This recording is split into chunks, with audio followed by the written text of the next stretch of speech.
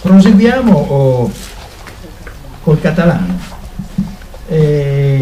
Abbiamo un'autrice catalana proprio, che viene dal Principato, come si usa dire quando si identificano quei territori.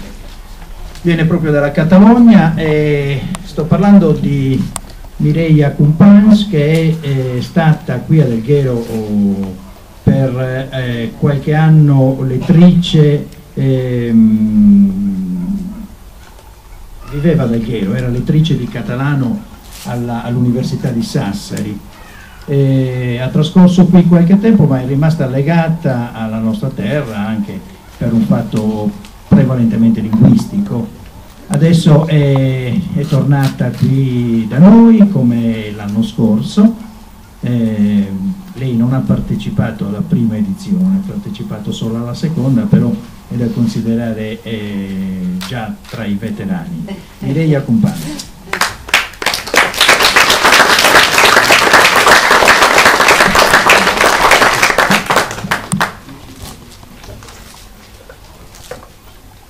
Buonasera a tutti e grazie dell'invito anche.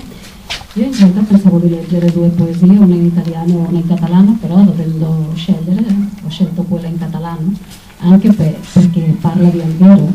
In realtà io sono legata ad Alghero da molti anni, però quasi non ho scritto nessuna poesia dedicata ad Alghero e quindi mi è sembrata un'occasione adeguata. Proprio.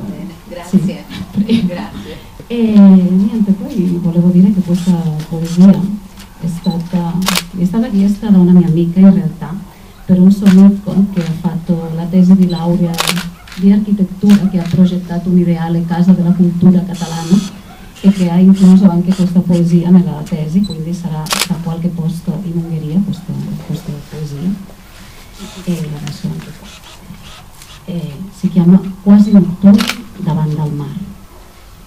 Unos tons de paraules, muralles que tornen a obrir-se per als qui s'endinsen pels camins del passat, per als qui contemplen, suspès el temps, el sol germà que es desfà sobre les aigües. Canten tornades on es barregin la pedra i la sal, on bategui la llengua que ens uneix, tan meva i tan aliena, tan viva i tan antiga, mentre el cap de la casa s'enfita des de la seva foscor lluminosa.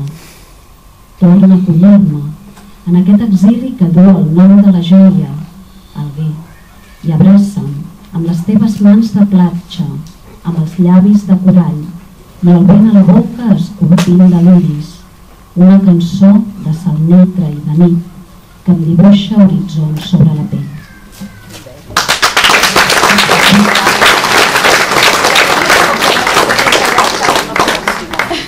Grazie.